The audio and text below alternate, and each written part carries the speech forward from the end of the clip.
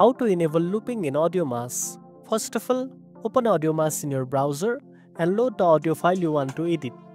You can drag and drop your file directly into the interface or use the file menu to import it. Once your audio is loaded, you'll see its waveform on the screen.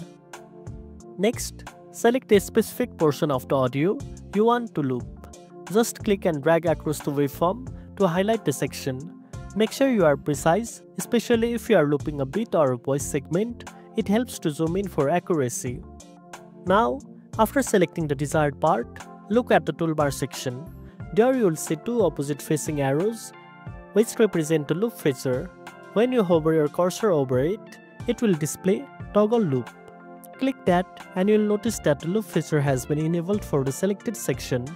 Alternatively, you can press the L key on your keyboard to activate or deactivate looping quickly. After this, hit the play button. AudioMass will continuously play the section you selected without stopping. If you want to adjust the loop section, simply click and drag from the playhead to your desired selection and the loop will automatically update to the new range. And that's it. Now you know how to enable looping in AudioMass. If you found this video helpful, don't forget to like, share and subscribe for more tech tips. Thanks for watching and I'll see you in the next one.